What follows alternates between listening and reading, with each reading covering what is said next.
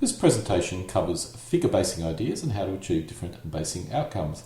Many gamers do not base their 6mm figures, and I was one of them for many years. However, I came to the realisation that basing your figures was a good strategy, especially if playing platoon or higher scale rules. That is, one element equals a platoon, or a higher formation equals one element. These rules require elements to have specific frontages. Coupled with this was storage. Once you've based an element, you can store them in felt-covered boxes with spaces 3 cm wide, which allows you to tightly fit your figures into them. This protects your figures and allows you to transport them without the risk of them being damaged. But for me, the final trigger was I kept on forgetting what my figures were. Was it a T34-76E or a T34-76F, for example? By basing them, I could identify them on the bottom of the base. However, even for those players who do not base their figures, they still have to base infantry and artillery, so this presentation would be, or video would be, useful to you. This shows my older basing system, which I must admit I am not very happy with. The flock is too coarse and does not look attractive when you look at it close up. My original objective was to use a flock similar to the flock on my terrain, and I must admit when you look at the whole playing area with elements on it, from a distance, it does look acceptable, but close up, especially for infantry, it did not look realistic or good. I started flocking Cold War forces, which had little infantry, so this problem was not so obvious. Once I started playing World War II games, the flaws became very obvious, as well as not giving me very good close-up photos. I decided to download a number of photos from the internet to determine what other gamers were doing. In this example, infantry are being mixed with Soviet armour. The best thing about these bases is the use of grass patches. These are typical resin bases, which I will not be adopting. While I am not a fan of resin bases, these bases match the playing area terrain reasonably well, which is an important consideration when making your bases. These are more photos of the brown resin bases with patches of grass. I'm uncertain what the bases are made of, but I suspect it's resin which is rather thick, probably more than 2mm. The best thing about resin is that it allows you to merge your infantry into the base, thus avoiding having their bases being visible. This looks good, but my playing area terrain is mainly green, so brown bases would not match it. This brings up an important point. The bases need to match your playing area terrain. Before deciding what base effect you wish, you need to confirm what type of playing area you'll be mainly playing on. In this case, the bases match the playing area, which you can see in the photos, so is not an issue. These bases also use grass patches, but the base seems to be a brown flock with the edges of the bases being green. This would match a green playing area and would match my playing area terrain. Again, I was struck of how effective a two-tone effect was. I feel this is a critical element of having a good base scheme. I do like these bases. This shows a range of bases. Two are similar to what we've already seen, but the bottom right is interesting. Part of one base displays the vehicle type, which is something I always wanted to avoid, which is writing on the bases. While I understand why players do this, I feel it does not look very good. I feel the vehicle type can be placed on the bottom of the base or on the edge, something which I will show later in the video. On the left is an excellent base of an infantry with a mortar. Not only do we see the two-tone effects, but some additional figures or features, which in this case are boxes of ammo. The two top images are standard green two-tone bases with infantry, although on the right the brown edges are not ideal. Obviously this base was painted brown and then clumps of grass added to it. I think retaining green edges, like the figure on the left, is better, but both are very nice bases. The lower two bases look like very large bases with 6mm figures on them. These are almost a diorama and they look very nice indeed. I am uncertain if I would go to this effort, but I would certainly move partially in this direction. More examples of two-tone bases at the top. Brown bases with green grass. The bottom are single tone, but with an interesting contrast effect on the base. My preference is the base at the top left. It looks very good indeed. But the one on the top right is also pretty good again. I'm not so keen about the single tone bases, although I must admit the contrast does look good at the bottom. This shows a multi-tone desert base which is incredibly detailed. The terrain looks like resin, but the actual bases look like very thin MDF. They could even be metal. Many gamers base figures on thin metal which can stick to a magnet. They use this for storage purposes, and that system is actually very good. I don't like metal bases because the flock comes off too easily. This shows more desert-themed bases, in this case with some grass included and infantry wandering around the vehicles. I'm uncertain if I would mix infantry with vehicles in a normal situation, unless it's headquarters. And as headquarters, these do actually look very good. This base is very interesting and achieves the diorama status. I have no idea how the yellow-brown effect is done, but it does look very nice. The base is very thick. I suspect it's 3mm MDF, and this is actually a direction that I've moved to lately. This shows more two-tone bases, and once again, I do not know how the rocky effect is done. These do look good. As a warning to the viewers, I am not going to this level of detail, so if you wish to copy this effect, you need to work out how it's done yourself. I think these are very large bases, perhaps 5 centimeters wide. It's also possible these are 3mm figures on standard 3 centimeter wide bases, but let's go with the large base using 6mm for the moment. Once again, nice diorama, and it shows what you can do if you want to use 15mm scale bases for your 6mm figures, assuming that's correct. The grass effect is very nice indeed, and I have made a big effort to try and duplicate this as much as possible in my current bases. These bases are moving towards what I'm thinking of at the present moment. The green looks like a type of flock which is run over some type of rocky material. The base in the centre left with the green edges would suit my playing area, and I think is actually quite good. Now, this may not be World War II, but it certainly looks good. Once again, a green tufts of grass. Now I'm going to be stealing some instructions from another video. The link to the video is in the title, and I'll try and make sure it's in the YouTube description so you can check it out. I strongly recommend you go there and giving it a go, because it's a very good breakdown of how to make these type of bases. Here we have a MDF base, which is probably 2mm thick, or it could be 3mm, I suspect 2mm. I normally use 2mm cardboard, but this is a good solution as well. I've used MDF bases in the past, but these were 3mm thick, and I am uncertain if I want a base that thick. After a lot of analysis, actually, I did decide that the 3mm was the way to go, but other players may decide otherwise. The base is painted with a black grey. It's not a pure black, and it's more a slate grey or very dark grey. I do not use a paint and instead use a sheet of paper on my cardboard, which is the same shade as the first flock layer. On my MDF boards I use a paint which is the same colour as my flock. The key point is the base must not be lighter than the first layer of flock. Actually, in retrospect, it almost doesn't matter, because you're using multi-layer flock. Any gaps that show up you can cover, but it's important to make sure that the colour of the base does sort of match the first layer of flock in some way, just in case you miss something. The first flock layer used is woodland dirt, which is a very dark brown fine flock. My MDF bases uses a lighter brown, earth, or a medium green. I tend to create lighter coloured bases, but if a dark base is what you want to achieve, then that's the solution you want to go down. The glue used is a hobby glue, which dries slowly and is not as thick as my external or exterior wood glue. Make sure the glue is fully dry before going to the next step.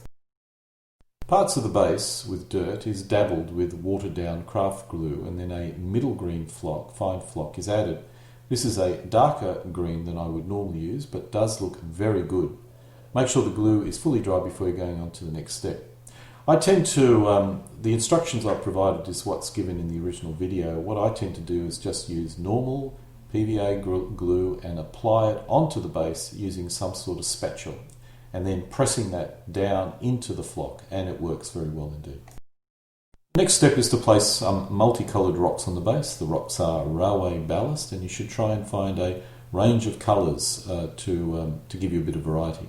In this video, super glue is used, but I suspect this can be done better with exterior PVA wood glue. Spread out the rocks, and the final effect is very good. I would keep the rocks away from the centre as much as possible, otherwise your vehicle will not sit well on the base. I normally do not put rocks on my base, but I will consider trying it out to see what the effect is. I think it would look best on bases which have infantry on them. I personally would miss this step, but in this case some wood shavings are added. This was created by blending in a blender dried leaves. Watered down craft glue is used here. The final layer is clumpy green flock using glue down with craft glue. Only a few spots are done and the result gives you some depth, which is a very good look indeed. I normally use a very light green brush flock, and before I do this I spray the base with a watered down solution of PVA to ensure the base flock does not flake off. Final step is to place the figure on the base. You need to first press the model on the base to make sure it's flat on the base. Craft glue is used, but in this case I would use a hardware PVA wood glue as it's much stronger, or even super glue, which is actually what I generally use. Super glue allows me to take the figure off easily if I want to rebase it. This looks very good. However, I must admit it's a bit dark for my taste, so I'd consider lighter shades. The actual base colours really are personal preference, and the video here will be basically my personal preference, which you may agree or not agree. What I've noticed is most base colour schemes are very dark, which is a system I originally used, but I kept on losing my figures on my terrain as a result.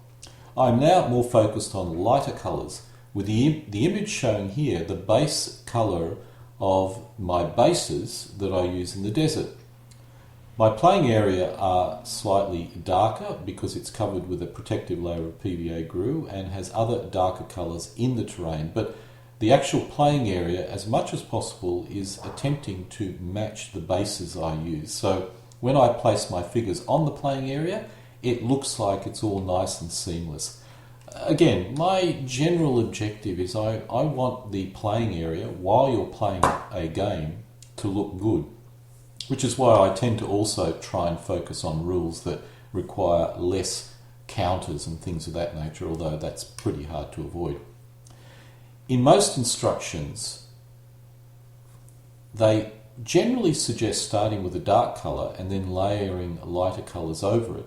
I've gone for the opposite. My bases are a light green or a light brown, and I layer the other darker colours over it. Players can choose whichever system gives them the best effect, but my system tends to work, and I'm sure that starting with the darker colour also works as well. When we look at MDF, as distinct from cardboard, my major original objection was its thickness. However, I have found 2mm MDF bases which are available from the UK. Now, the cost is reasonable, but the shipping cost can be high, so I would make sure you order a lot to minimise the impact. The shipping to Tokyo is about £9.50p minimum, and the shipping of 2 packets is the same as one, so I'd expect you can order several packets for the same shipping cost. The shop is close to Swansea, which is a nice holiday location, but nowhere near my office, so it's unlikely I can stock up next time I go to merry old England. eBay has them as well, but shipping from the US is even more expensive. I will investigate this in more detail, but for now my video will cover the much cheaper cardboard alternatives and my current homemade 3mm MDF bases. As a side note, I've actually abandoned the 2mm MDF bases and now go exclusively with 3mm MDF bases. Again, I think it's very much based on player preferences. As I've indicated, after a reasonable amount of testing, I've adopted a 3mm thick base. While thick, it allows for easier handling of the elements, especially infantry, and allows me to place a label on the rear edge indicating what the figure is supposed to be. This allows me to play a game without needing to pick up an element and turning it upside down, where I also have a label to indicate what the element is supposed to be. I'm conducting a number of games on a 3 by 2 foot playing area, which means I can remain seated for most of the game, and I can easily see the label from where I sit. The company I use for my 3mm MDF is War Bases, which has a very wide range of bases and movement trays. Almost all bases I use are 3 by 3 or 3 by 4 centimetre. Movement trays are beginning to interest me as well, and while there is a good range, the company will custom make any type of movement tray you wish. I've actually ordered quite a few custom made movement trays which I can use to place my standard 3 by 3 or 3 by 4 centimetre bases into it. Incidentally, for those in Imperial World, you can also order these bases using inches. While I think the earlier shown M1 base looks great, there is a big difference between modelling and gaming. The bases you can see here are bland and far too coarse, but it matches the playing area. If I place the M1 figure on my playing area, it would be too dark and too busy. The darkness can be resolved by using a different flock and colours, but it's important the figure is not too busy as well. The bases I use are 3cm by 3cm. The M1 looks like it uses a base which is 3cm by 2cm. So it would not have an issue with being too busy. But on a larger base, it's important to avoid making it look too busy or messy. But then it's also important to make sure it doesn't look too bland, as we'll discover later in this video. I want to point out before I continue with this video that I used to base everything on cardboard. I now do not use cardboard at all. Cardboard is cheap and easy and does have some pluses, but as a general rule of thumb, I'm going fully towards the MDF path. Okay, cardboard. I use 1.75mm or 2mm cardboard. This can be purchased in large size sheets from a craft shop. The 2mm cardboard is superior, but it's much harder to cut. 1.75mm is easy enough to cut with my Scorpion dressmaking scissors, which is a true brute. I use exterior PVA woodwork glue because it dries quickly and is very thick, so there is minimal moisture absorption. This shows the first stage of glue application. Make sure the glue covers every part of the cardboard. The last thing you need is the coloured sheets rising on your base. An alternative is to paint the bases. This works as well, and I normally use watered down house paint for this. However, I've had problems with warping, but I must admit it's not serious. I mainly use cardboard to thicken my base. If I was using MDF, this would not be required. The colour I'm placing on the cardboard is going to be a light brown sheet. I also use a light green, and dark brown. It all depends on the flock I'm placing on top. I normally use a lighter colour and put darker flock, but of course you can also do the darker colour and put lighter flock if you so desire. This shows a light green base. The colours match my playing area green as the main colour theme I need to achieve. It's critical to make sure the coloured sheet sticks fully to the cardboard. For this I use a number of heavy books, each of which is covered by plastic contact.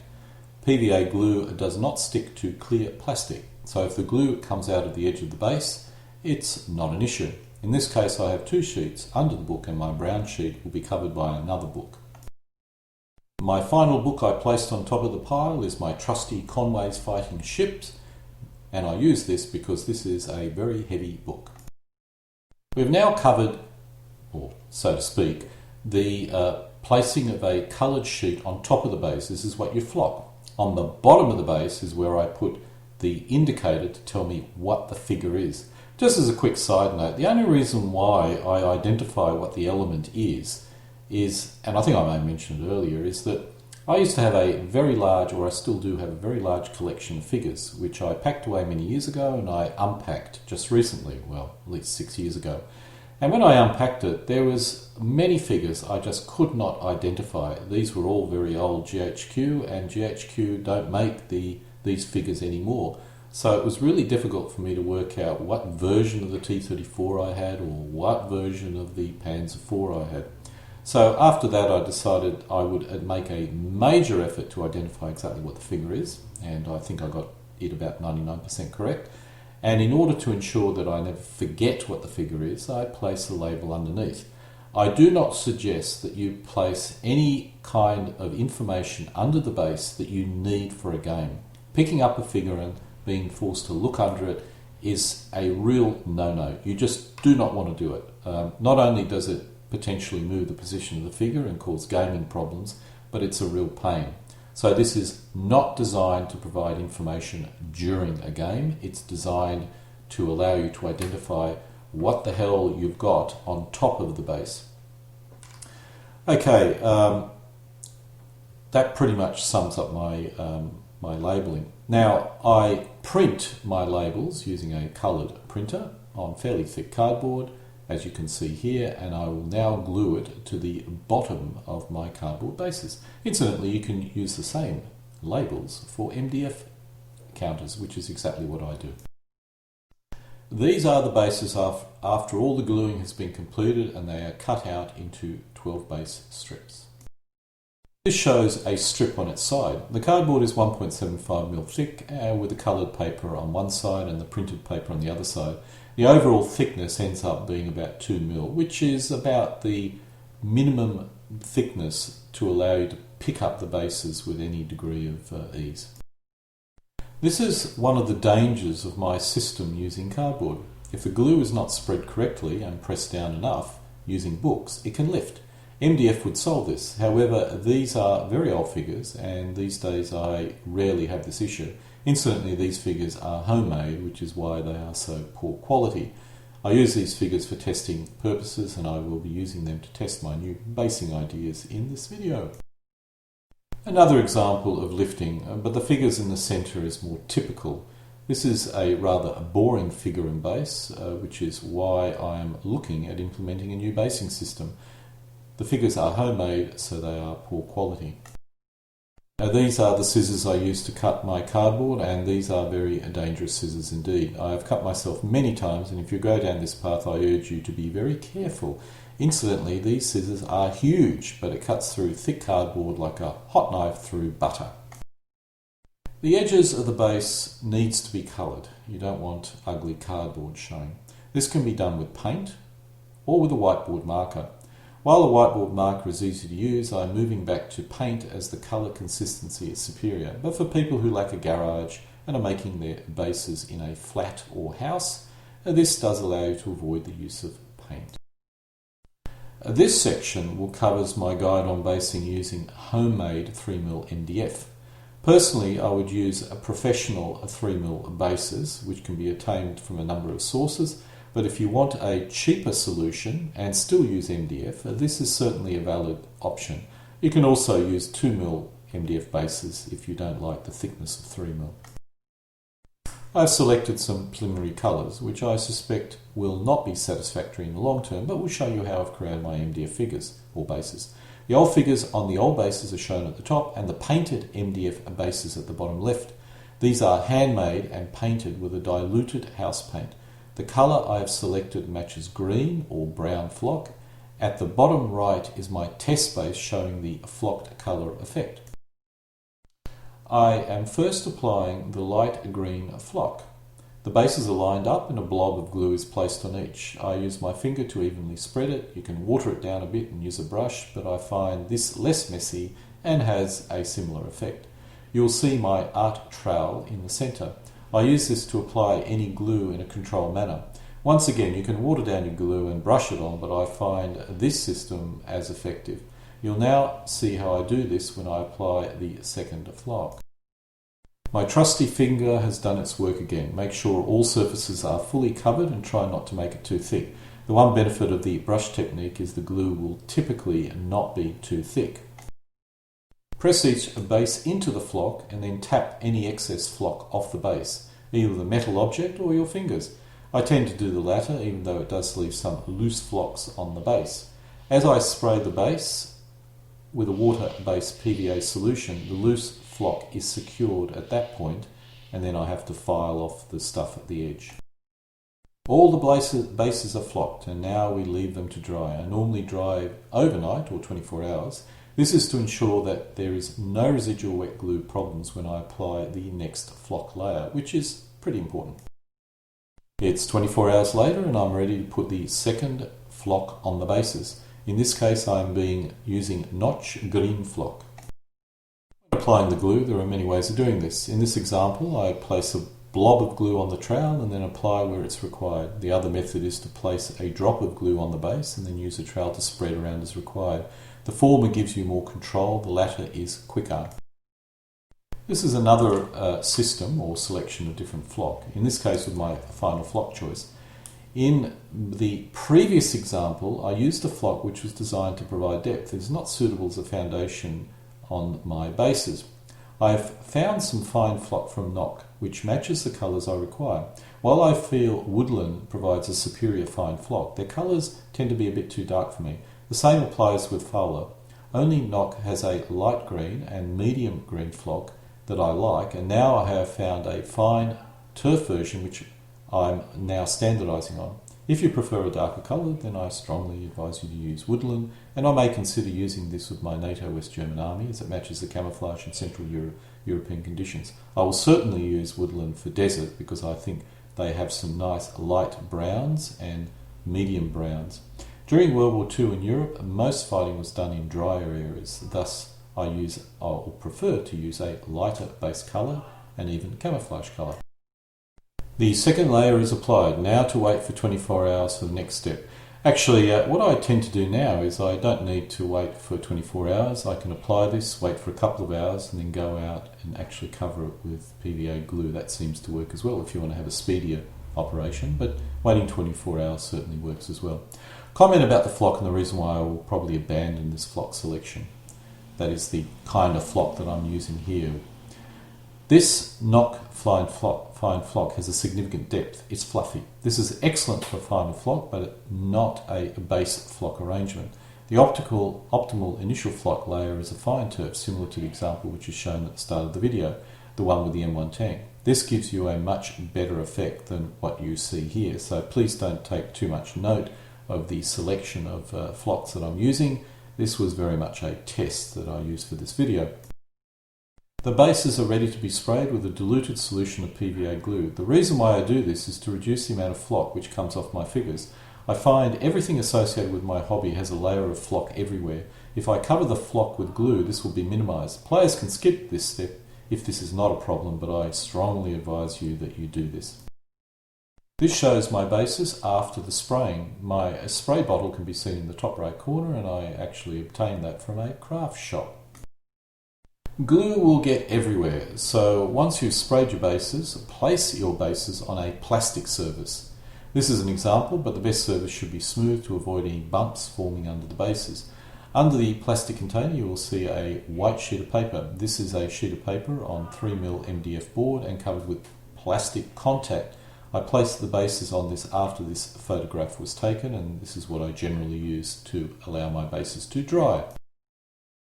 It takes 24 hours to really fully dry it. In fact, sometimes it takes a bit more than 24 hours.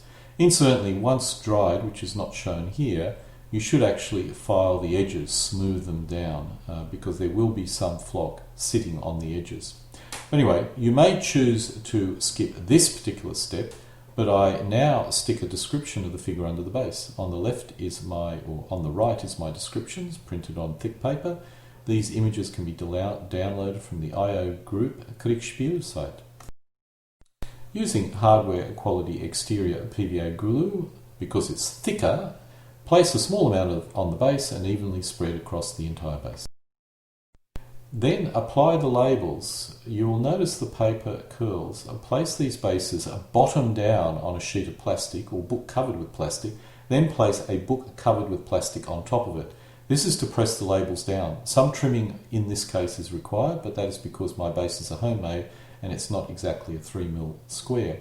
Incidentally, pressing it down with a book also helps with the flock on top. You will have a reasonable amount of three-dimensional effect because you've got two tones. When you press the book on it, you flatten it out, which makes it easier to place the figure on it. The labels are now dry and it's time to mount the figure with any extra terrain. Just a quick note. Should make sure the labels are fully dry, so I normally wait for 24 hours. The other thing you should note is that the edges are a bit rough. There's a bit of flock there. I strongly advise you use a file to smooth it down and maybe even paint the edges to make it look nice. If you have professionally manufactured MDF counters, you'll still need to file it, but you may not need to paint it. Okay, in this example, I'm placing a couple of bushes on each base. On the left shows the glue for the bushes applied using my trowel. In the center I place the bushes on the glue. I simply use my fingers to pick up a small amount of the fibers and place it on the glue. On the right shows the figure mounted on the base. In this case I am using PVA glue to mount the figure. If the base was flatter I would use super glue. The main benefit of super glue is if you decide to rebase the figure, it's easy to get the figure off the base without any residue. With PVA there will be residue which requires some careful effort to remove. If you use water-soluble PVA, you could just let things soak for a week. However, I suspect that may actually have an effect on your paint job, so I would avoid it. The bases are now complete. It just now needs to dry. The white glue will disappear within 24 hours. The top left figure is a real CNC figure. The rest are test homemade figures, which I use for testing purposes only. As you can see here, the edges have not been smoothed. This is why I strongly advise that you use a file to smooth the edges to give your bases a nice look. This shows the figure in more detail. Please excuse the poor quality paint job, as these are test figures anyway. I'll not proceed with this flock arrangement, as the knock flock I use to provide a depth effect, which gives a nice realistic variation in the depth, is not really the kind of colour I want. It feels unrealistic. It gives me the three-dimensional effect, but the colours look a bit too bright and cartoony. This type of flock is best used as a final spotted effect similar to the bush rather than the base colour. This shows my current basing on 3mm bases. There is no bush shown here. That is added later. These are old figures which are incorrectly painted, and the bases are homemade. I've also not included any bushes on these bases. While I prefer lighter colour bases, this is the lightest I could achieve with the fine flock I could get. The two-tone effect was nonetheless good, and I really like it. This is a much later image and shows you the base effect with the grass added to the base. I think this has a reasonably good effect, as it gives you a nice three-dimensional effect. I also find for infantry you can actually arrange this bush in a way to make it appear the infantry is hiding behind bushes. Same thing applies with anti-tank guns, etc. It's generally, I think, a fairly good effect. It shows you the same figures, slightly out of focus. It shows how my camera also gives you a very different colour based on the lighting conditions. Incidentally, these are placed in a movement tray. The reason why I use movement trays is that some of my rules use strength points. So instead of using strength points, I use these larger movement trays, which come in 3, 6 and 9 sizes, and place my figures in them, with each figure representing one strength point. You know, that you can use that. And there are other rules like Panzer Corps, which normally have 4 elements altogether, and I place them into a 4-element base so they're always together and easier to move. I now want to show you the effect or the difference between a single tone and a two-tone base. In this case, we're seeing a single tone base using a single flock type. It's woodland. It's a very good woodland flock, the light burnt grass. Look, this is acceptable, but the bases do not enhance the figure in any way, shape or form. This shows, in some cases, the same figures on a two-tone base colour, or base. There is no bush added to this, and actually later I added a darker brown for the Israelis and a lighter brown for the Syrians, Egyptians, and that actually enhanced it as well, although I didn't put too much of it. This image does not even do justice to the base, but I found the base begins to enhance the figures on it when you attempt to make it two-tone, and you do a good job at it, and you add some three-dimensional effect. This really tells me that there is a big difference between a diorama and just having a single model which you use for a game. And, you know, one reason why you get into Micro-Armour, figure gaming, is you want your playing area to look good. So, you know, this is the direction I've definitely begun to move down. Selecting the correct flock is an art, and as I flock bases, my suggestions will probably change. But this is my current recommendation for WW2 flock bases. In the most part, I am using knock flock, which is a medium sort of grain flock. Not as fine as I would like it, but it's just acceptable. For the desert, I use woodland, and this is a very fine, good flock. I'm considering flocking some of my smaller non-desert armies also with woodland, because I think the fine grade actually is pretty good when you're dealing with 6mm. When the flock is too coarse and you take a very close photo, it begins to look rather unusual. Nonetheless, I certainly use it for my desert, in this case yellow grass and earth blend, which I think are two extremely good flocks from woodland. The only modification to this I may consider is using some dark or light brown knock Sturgras on the desert basis, or scattered grass. However, as most of the battles in the desert occur in terrain which lacked any foliage, I may restrict this to campaigns in Tunisia only. While each army has a unique flock layout, the logical opposing forces all match to a degree. It takes a bit of effort to tell the difference between the different bases, but it is possible, which does help me identify the forces. This is not required, but I do find it useful. Just one note, if you decide to have different flock for different force mixes, make sure that they're not too out of line with each other. It looks very odd when one side has a very light yellow grass flock and the other has a very dark green flock. It just looks very odd. This is basically a variation of what I have already shown you, but for my Cold War forces. In the case of desert, which represents Israel, Egypt and Syria, I do place a brown Stuhlgras on the base, although only a very small amount. The idea is to give me a three-dimensional effect. I suspect for foot I may need to mould something on the bases which look like a pile of soil or minimally prepared position, rather than what I normally use, which is the grass flock or scatter grass. This concludes my video on basing figures. I've covered a number of different suggestions and you could consider in creating bases for your figures. I must admit I'm warming to the idea of 3mm bases, as it does make it very easy to pick up bases. This is especially important for infantry and towed guns, where there may not be much to pick up. From a gaming point of view, this may be optimal, so before I order the 2mm bases, I will have a few games with my homemade 3mm MDF bases. As a side note, I did actually end up going 3mm. The 2mm was simply too thin, so that's probably what my recommendation would be. Denken Sie daran, immer für Heimatland zu kämpfen.